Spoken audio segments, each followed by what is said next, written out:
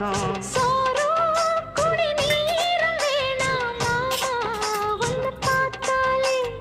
ஆறும் பசியாரும் தானாச மொழி கேட்டாலே ஒன்ன பிரிஞ்சிருக்க தன்னந்தனிச்சிருக்க அம்மம்மாடி அப்பப்படி என் மனசு ஒத்துக்காது.